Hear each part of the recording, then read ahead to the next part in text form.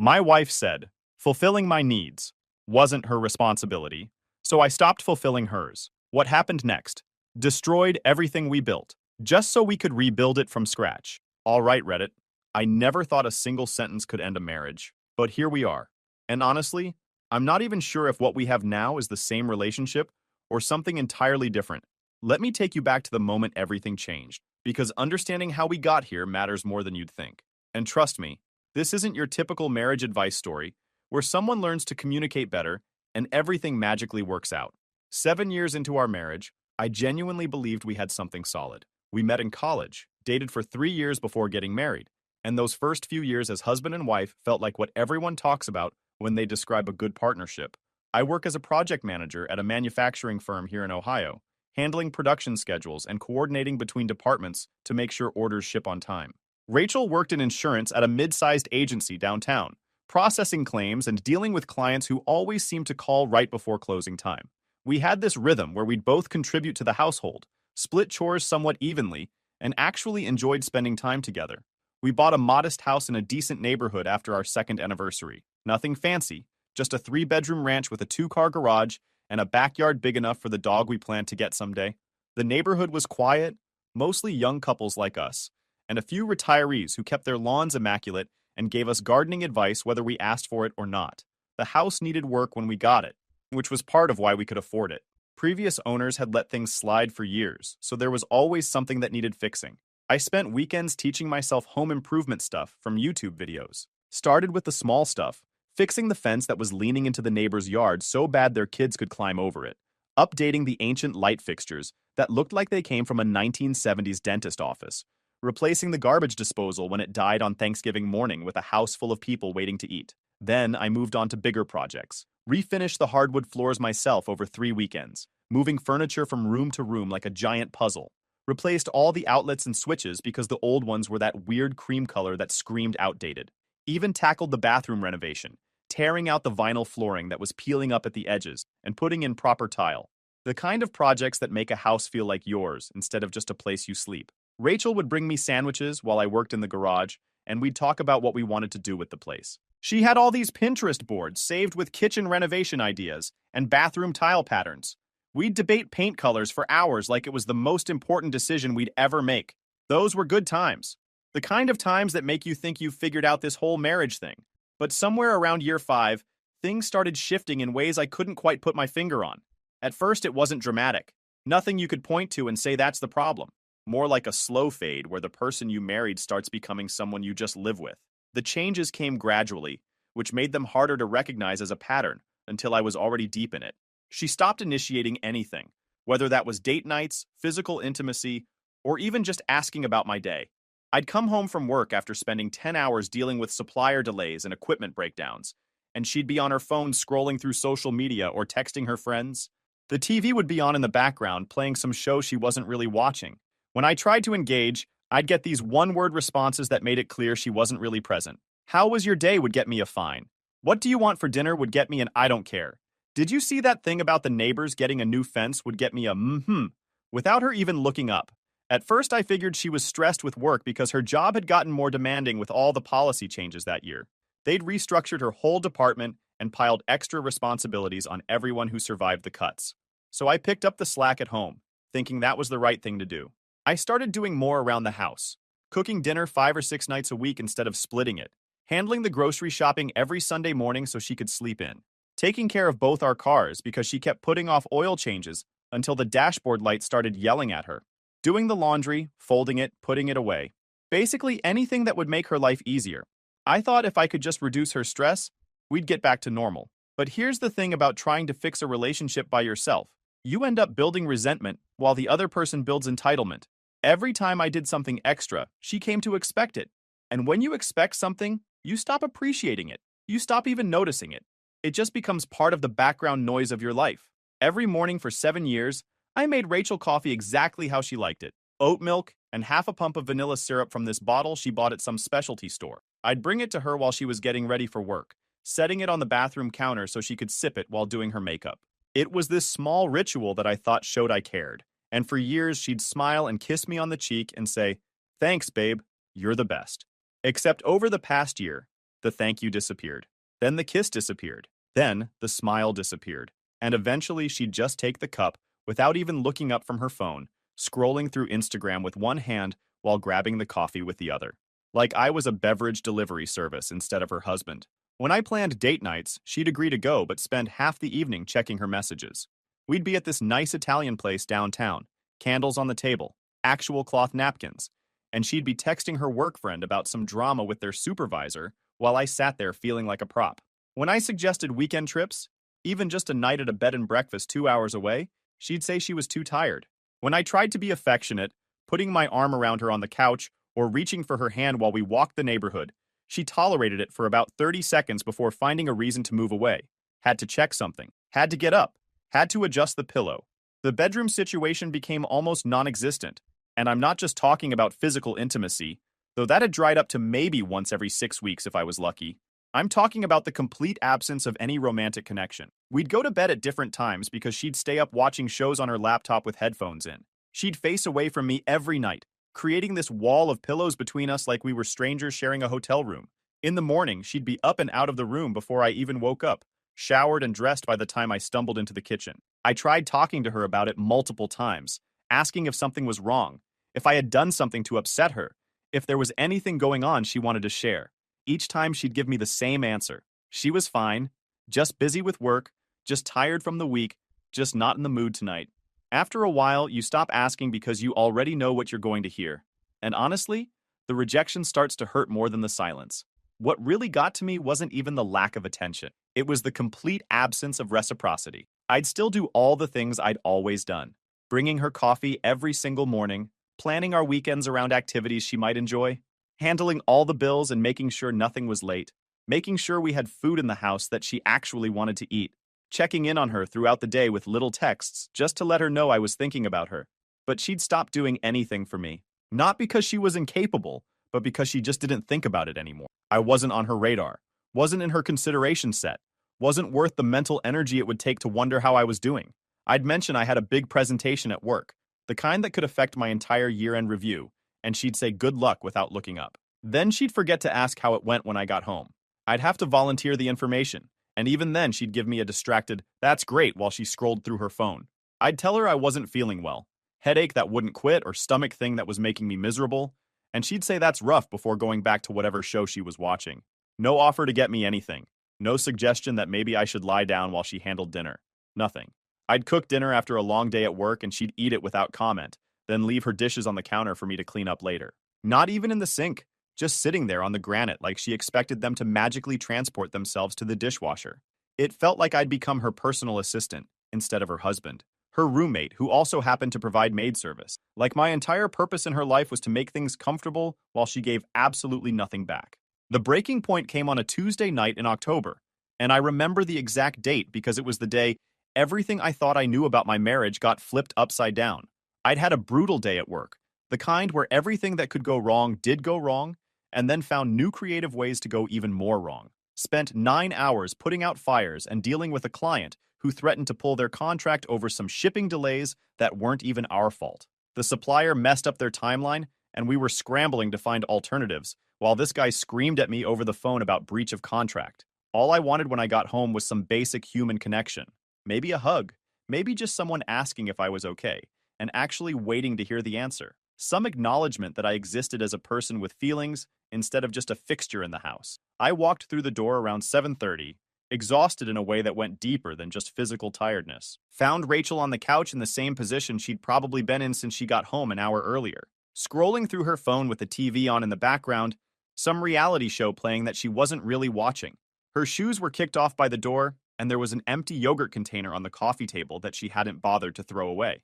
I sat down next to her and tried to decompress, talking about my day, explaining what had happened with the client, how this guy had been completely unreasonable, how my boss had thrown me under the bus in front of everyone, how I was worried this might affect the project I'd been working on for 6 months.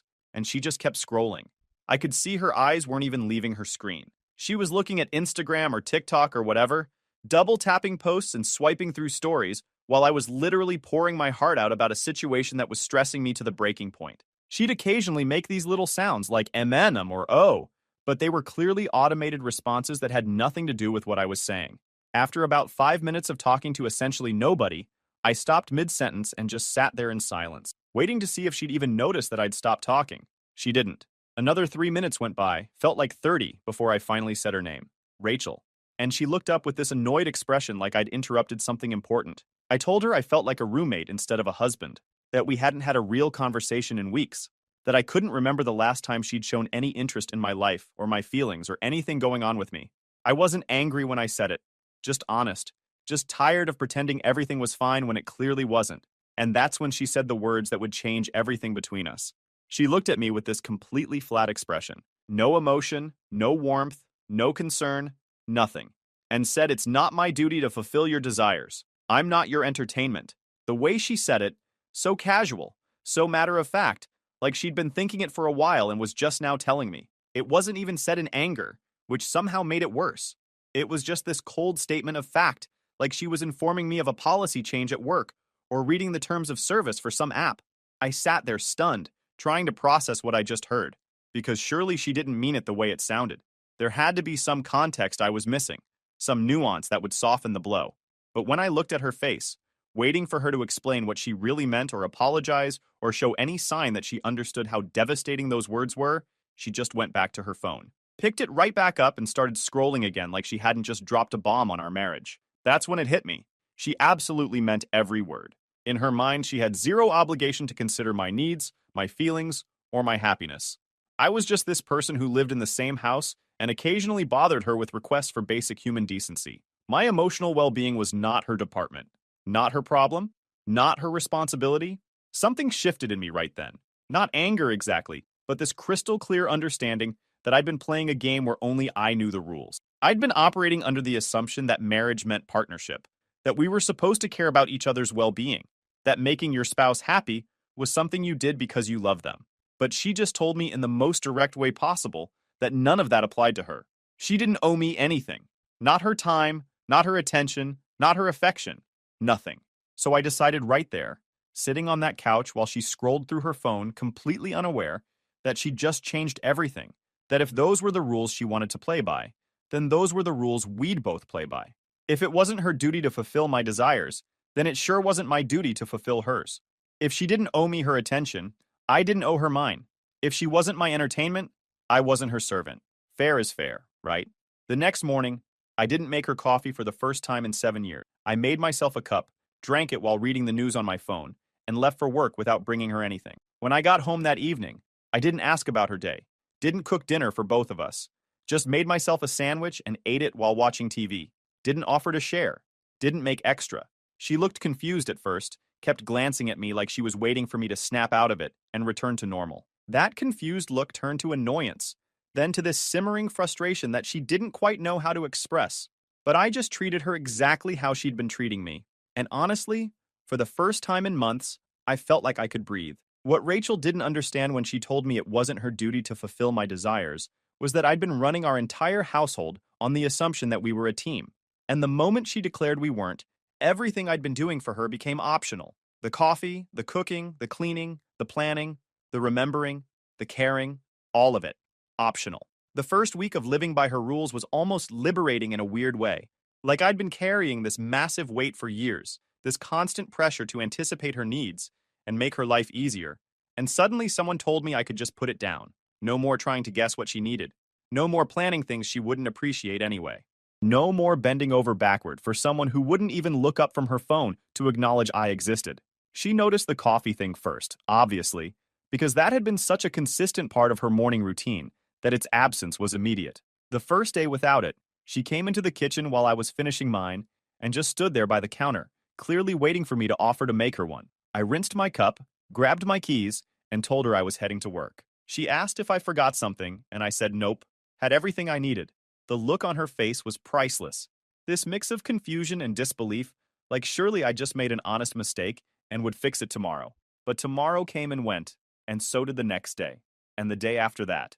And each morning I made exactly 1 cup of coffee. The meals were next to go. I'd been cooking dinner probably 5 nights a week, usually something she liked, always making enough for both of us, and then cleaning up afterward while she went back to whatever she was doing. Now I made food for myself, portion for 1 person, ate it whenever I felt like it. Sometimes I'd cook at 6, Sometimes at 8.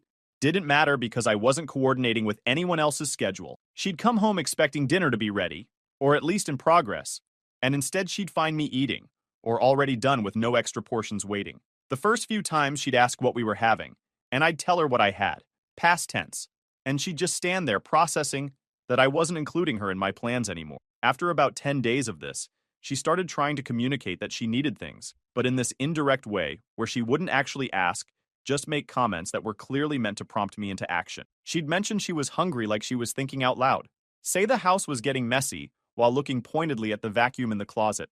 Complain that we hadn't done anything fun in a while with this expectant tone. She'd sigh loudly while looking at the pile of laundry that was starting to accumulate. Make comments about how she missed having home-cooked meals while scrolling through food delivery apps.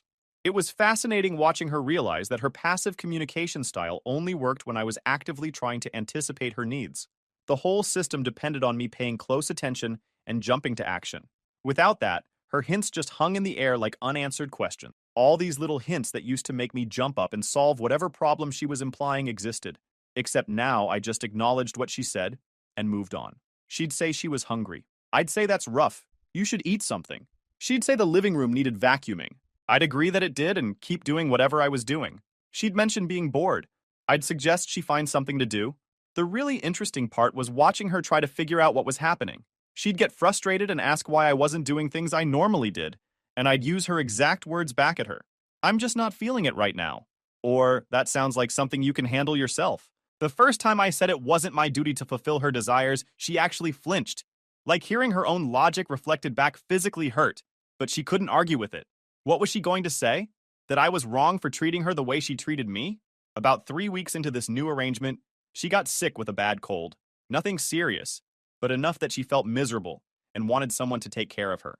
Runny nose, sore throat, the kind of cold that makes you want to stay in bed all day watching movies while someone brings you soup. The old me would have been all over it, making homemade soup from that recipe my mom gave me, running to the store for medicine and tissues, getting her extra blankets and fluffing her pillows. The whole nurturing husband routine that I'd done 100 times before. Instead, I told her there was cold medicine in the bathroom cabinet and kept working on my laptop. She called from the bedroom, voice all pathetic and scratchy, asking if I could bring her some water and tissues. I told her I was in the middle of something, but she knew where we kept both those things. I could hear the genuine shock in her silence, like she couldn't believe I'd actually refused to help her when she was sick. Later that evening, she dragged herself out to the living room, looking absolutely pathetic, wrapped in a blanket with red eyes and a box of tissues clutched in her hands. Clearly hoping the visual would guilt me into caretaker mode, she sat down on the couch next to me and said she felt awful, really emphasizing how sick she was. I nodded sympathetically and said that was unfortunate. She waited for more, for me to ask what she needed or offer to do something. And when I just went back to watching TV, she actually said, "Aren't you going to take care of me?" I looked at her completely calm and told her I wasn't really in the mood to go out of my way tonight, that it sounded like her problem to solve. The look of betrayal on her face was something I'll never forget. This moment where she realized I meant every word and wasn't going to cave just because she was suffering. Her birthday came about a month into this experiment, and that's when things really escalated. I'd always made a big deal out of her birthday, planning surprise dinners at restaurants she'd mentioned wanting to try, getting thoughtful gifts that showed I paid attention to the things she liked, making sure she felt celebrated and special. This year, the day came and went like any other Tuesday. I said happy birthday when I saw her in the morning. Same tone I'd used to comment on the weather. And that was it. No gift, no plans, no cake sitting in the fridge waiting to be revealed. Nothing. She kept dropping hints all day through text, saying things like, "Can't believe I'm another year older, and wonder what today will bring." I'd just respond with generic stuff like "time flies," or "hope you have a good one." When she got home that evening, she walked through the house clearly expecting something, looking around for decorations or hidden presents or any sign that I'd been planning a surprise. Instead, she found me on the couch reading, and the disappointment on her face was so intense it was almost cartoonish. She stood there for a solid minute before finally asking if we were doing anything for her birthday. I looked up from my book and said, "Oh, did you want to do something? I'm pretty tired from work, so I'm just going to stay in. But you should definitely do whatever you want." She actually teared up, said this was her birthday, and it mattered to her. I shrugged and told her that was nice, but I just wasn't feeling up to making a big production out of it. That's when the manipulation tactics started coming out in full force. She cried, which normally would have destroyed me, But I'd cried plenty of times over the past year when she ignored my needs, and it hadn't affected her at all. She accused me of being cruel, of punishing her, of not loving her anymore, throwing out every emotional appeal she could think of.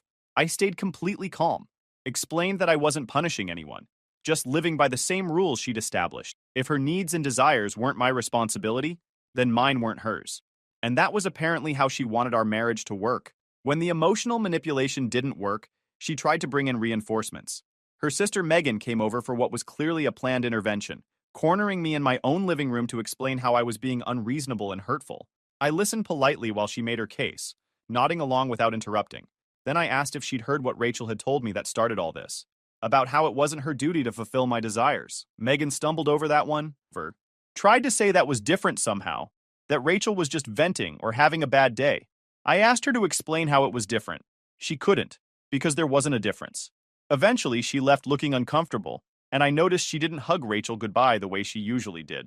Rachel's mom tried next, called me to have a concerned talk about how her daughter was so unhappy and confused about why I'd changed. I explained the whole situation, told her exactly what her daughter had said to me, and how I was simply matching that energy. Her mom got quiet for a long time before saying, maybe they both needed to think about things, which was not the response Rachel had been hoping for. The financial situation brought everything to a head. We'd always had shared finances, both our paychecks going into one joint account that we used for bills and expenses. It had worked fine when we were actually partners, but Rachel had been making some larger purchases lately without discussing them with me. New clothes, expensive skincare stuff, a designer purse that cost more than our monthly grocery bill. Just buying whatever she wanted and figuring the money would be there. So I opened a separate account at a different bank and started having my paycheck deposited there instead. Only transferred my exact half of the bills to the shared account. When she noticed the account balance wasn't what she expected and asked what I was doing, I explained that I was managing my own finances now, same as she managed hers. And if she wanted to buy things, she should use her own money. The panic that crossed her face was immediate and real, because suddenly she was looking at her actual income without my paycheck subsidizing her lifestyle, and she realized she couldn't maintain the spending habits she developed on her salary alone. The math didn't work when you were actually paying for half of everything. She tried one last power play, probably thinking it would snap me back to my old behavior. She looked me dead in the eye and asked, maybe we should just get divorced. Not as a real question, but as a threat, expecting me to panic and beg her to stay and promise to do better. Instead, I thought about it for maybe 3 seconds and said, okay, that sounded fine. We could start that process whenever she wanted. I'd call a lawyer tomorrow. The color drained from her face. She'd played her trump card expecting me to fold, and instead I called her bluff. Now she had no idea what to do. She packed a bag 2 days after I agreed to the divorce, said she needed space to think, and went to stay with her sister across town.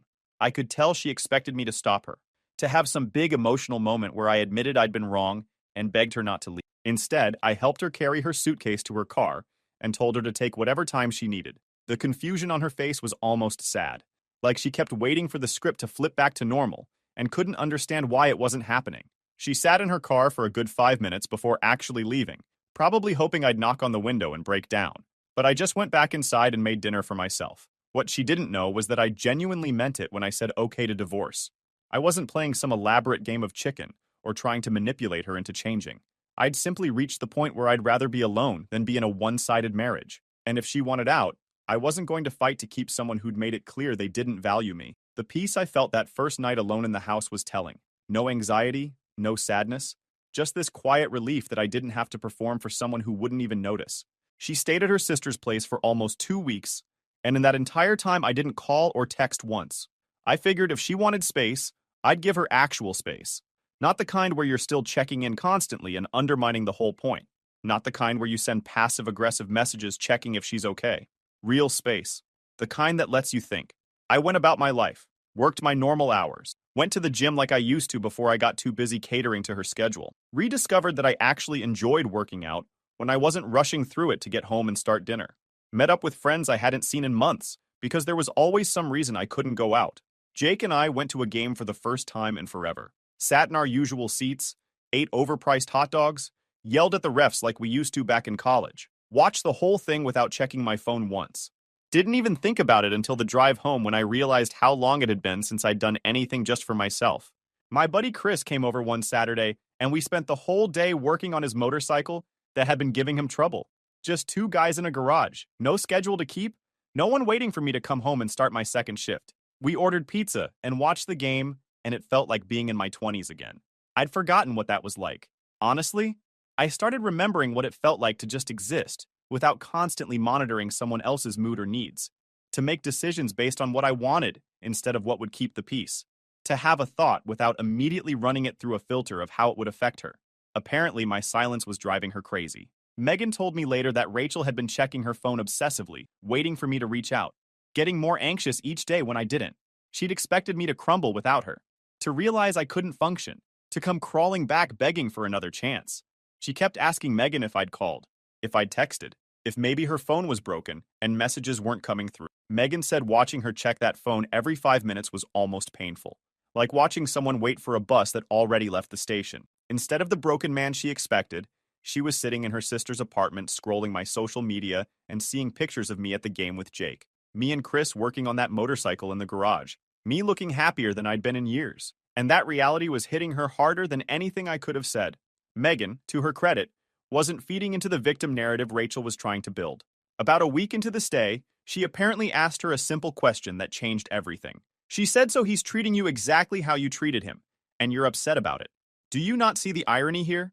Rachel tried to explain how it was different, how her situation was justified, how I was being cruel, but Megan wasn't buying it. She pointed out that Rachel had spent months ignoring my needs, dismissing my feelings, and explicitly telling me she had no obligation to care about my happiness. And now she was falling apart because I'd taken her at her word. That conversation apparently broke something open inside her, because suddenly Rachel was being forced to look at her own behavior from the outside, and she didn't like what she saw.